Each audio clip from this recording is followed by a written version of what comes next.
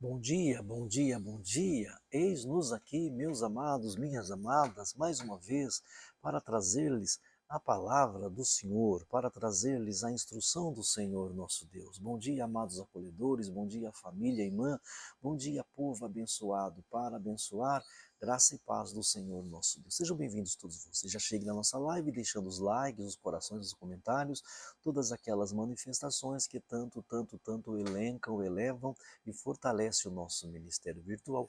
Já chegue aqui então deixando o seu joinha, o seu gostei, tá bom? O nosso endereço aqui no YouTube é o Clovisman. Clovisman, se inscreva no nosso canal, ativa o sininho e compartilhe o nosso canal o máximo que vocês puderem. Nós temos ministrações também no Instagram. Lá no Instagram é o Clovis Apollo Oficial. Clovis Apollo Oficial no Instagram e aqui no YouTube é o Clovis Mano. Então ajuda a gente se inscrevendo e compartilhando as nossas mensagens. Tá bom assim? Vamos à palavra do Senhor agora. Nós estamos na primeira carta de Paulo aos Coríntios. Nós estamos no capítulo 11, onde nós falamos que nós falamos sobre discernimento, sobre o autoexame, né? O discernimento e o autoexame, né? Paulo aqui, ele centraliza Cristo na conversa, né?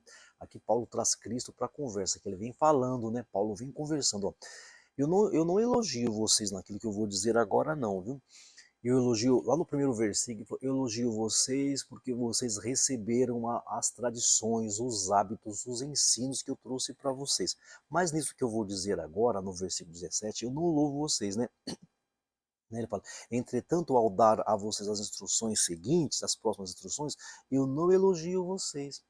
Ou seja, Paulo agora, depois dele falar que ele elogiava eles porque eles receberam as tradições, porque eles receberam os hábitos, receberam os ensinamentos, eles apreenderam os ensinos de Cristo, né? Aí Paulo fala de autoridade, ele fala assim, sede meus imitadores como eu sou de Cristo, tá bom? Aqui, a partir do versículo 23, ele vai trazer Cristo ao centro da conversa.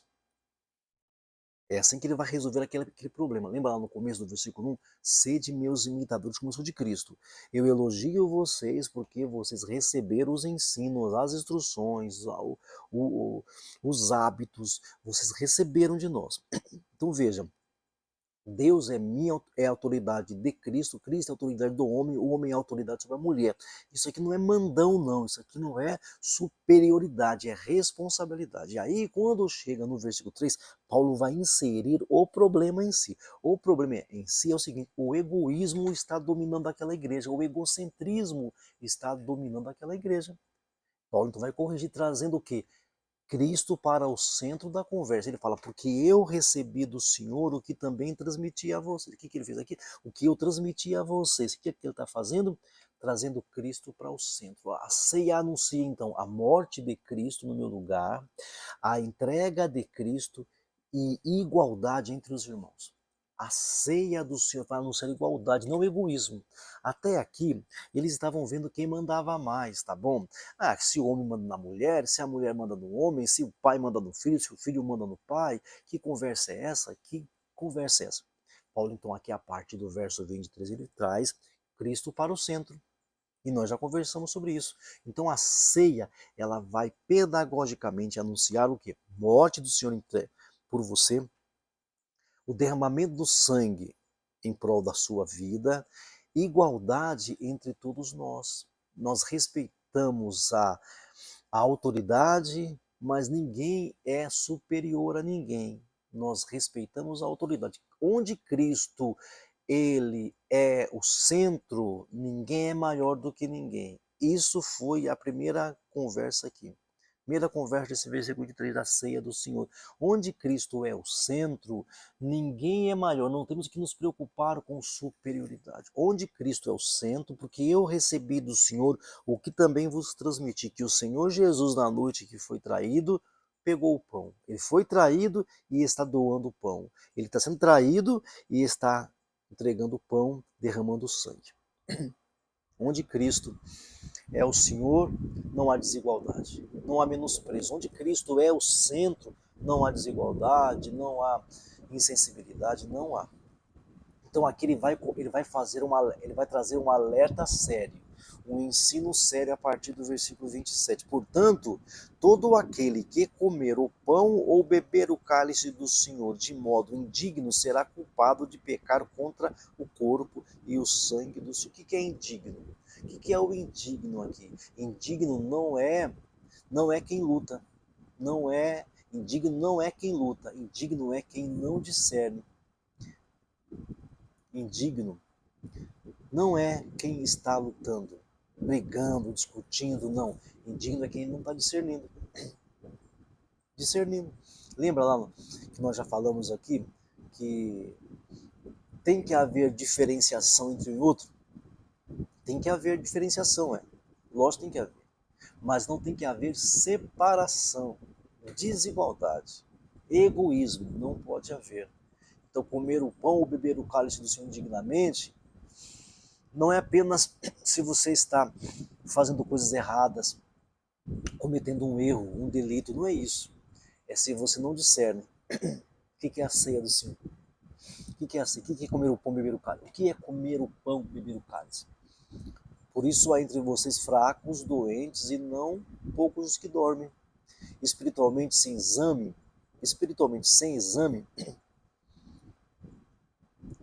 o dano é real. Sem o autoexame, sem o discernimento, o dano é intenso.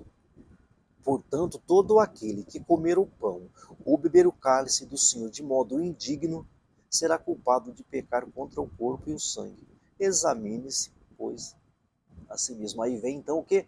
A saída para essa indignação, a saída para essa indignação não é você parar de errar ou pecar, não. É lógico que nós devemos parar de pecar. Então a saída para essa morte, essas doenças, esses fracos, é o autoexame. Então indigno não é a pessoa que está brigando, lutando, errando, falhando. Indigno é aquele que está comendo o pão, bebendo o cálice, tomando o cálice, sem discernir que nós somos um só, que nós é que somos o corpo de Cristo, nós formamos um corpo. Jesus Cristo não é aí um ser que tem muitos corpos. Gente. Nós até já ouvimos falar de corpos com 7 cabeças, né, meu irmão? Nós até já ouvimos falar de corpos com 7 cabeças, ou com 4 mãos. Mas ouvir falar de uma cabeça com um montão de corpo, meu irmão do céu, hein? Uma cabeça com um montão de corpo, a gente não ouve falar, nem ficaria legal, né? Mas um corpo com várias cabeças, a gente ouve falar. Então, se você está errando, se você está falhando, fala com o Senhor, para de pecar, para de falhar. Mas o indigno é o que fala, o que peca, o que luta, o que briga com os outros. O indigno é aquele que não discerne, que está lá tomando do cálice, comendo da carne de Cristo, sem discernir que aquilo nos faz um, que ele se entregou por nós, não é por mim, é por nós, ele fez de nós um corpo dele. Então, espiritualmente, sem exame, o dano vai ser real. O dano é, olha só, o dano vai ser morte, fraqueza e doença. Doença, fraqueza e morte. Sem exame. Então, examine-se, pois, o homem a si mesmo. Ele fala aqui. Portanto, verso 31, né? Verso 31. Olha só, verso 29. Pois quem come e bebe sem discernir o corpo do Senhor, come e bebe para o próprio juízo. Então, autoexame, examine-se, pois, o homem a si mesmo. Mas se examinássemos a nós mesmos, não seríamos julgados. Verso 28, examine-se cada um a si mesmo, e então coma do pão e beba do cálice. Então veja bem, o indigno não é quem peca, não é quem fala, não é quem erra. Por isso a gente anuncia a morte do Senhor até que ele venha. Nós anunciamos a morte do Senhor até que ele venha, porque o perdão está derramado, gente. O perdão é sobre você, é sobre mim. Até Cristo voltar, o perdão está liberado. Até Cristo voltar, nos ares, o perdão está liberado. Então, o indigno não é quem peca, não é quem erra, não é quem falha. Quem peca, quem falha, quem erra, deve deixar de falhar? Deve, mas faça isso em comunhão com os irmãos, conversando com aqueles que têm um pouco mais de caminhada. Está errando? Isso não te faz indigno. Tá pecando? Isso não te faz indigno, te faz pecador, só isso. Te faz filho pecador, filho de Deus transgressor. Não te faz indigno, te faz indigno é você estar comendo do pão, bebendo do cálice sem discernir, sem se examinar, sem avaliar. Está comendo do corpo, bebendo do cálice e está dividido com o irmão, dividido com a irmã. Então não é o que você faz que te faz indigno, é não examinar, é não discernir. Por isso ele fala, né? Verso 28. Examine-se cada um a si mesmo. Então a saída para a indignidade, para a indignação, é o autoexame. Deus não está procurando punir você, Ele está disciplinando a gente para nos salvar. Deus não está procurando punir. Se Deus tivesse intenção em punir, Ele não derramaria o sangue dele, meu irmão. Era só condenar você. Ele não morreria no seu lugar, ele não está procurando condenar você, punir você, ele está procurando disciplinar você para salvar você. O juízo aqui ele é corretivo e não condenatório. Examine-se, pois, o homem a si mesmo, coma do pão e beba do cálice. Pois quem come e bebe sem discernir o corpo do Senhor, come e bebe para o seu próprio juízo. Por isso há entre vocês muitos fracos e doentes e vários que já dormiram. O que é esse que já dormiram, que já morreram e foram enterrados? Necessariamente pode não ser, é aqueles que não têm mais liga, sabe assim? Já estão mortos, porque veja bem, o que acontece se eu tirar você da videira, gente? O que acontece se eu tirar você da videira? Então existem na igreja, dentro da igreja existem os fracos, os doentes e vários que já morreram, vários que já dormiram aqui, que já estão anestesiados, não liga mais para o irmão nem para a irmã. Muito séria essa mensagem. Dentro da própria comunidade, pessoal, dentro da própria comunidade, um não se dá com o outro. Não sei se é um ou se é outro culpado, pouco importa. Um ou o outro vai ter que fazer o caminho de se ligar. Ou pedir perdão, ou explicar a real, ou falar, ou conversar, ou chamar o líder, ou chamar o pastor para conversar a respeito daquele dano. Então existem fracos, doentes e muitos já dormiram. Dormiram aqui não são aqueles que morreram e foram sepultados, não, irmãos. Dormiram aqui aqueles que foram desligados. O que acontece? Quando alguém é tirado da árvore, quando o galho é cortado da árvore, esse galho seca. Morreu. Pode ser que fique verde, né? Pode ser que fique verde por algum tempo. Pode ser que fique verde por algum tempo. Um bom tempo fica verde, mas morre. Morre. Então, espiritualmente, sem exame, o dano é real. Então, examine-se. Sem exame, o dano é verdadeiro. Permanente também, viu? Então, o juízo aqui é corretivo e não é condenatório. Não condenatório. Então, Paulo, ele faz o encerramento, né? Não é sobre quem manda, é sobre honra. Não é sobre quem manda, é sobre honra. Lembra lá dos primeiros versículos? Não é sobre o pão, é sobre o discernimento. Não é sobre o pão.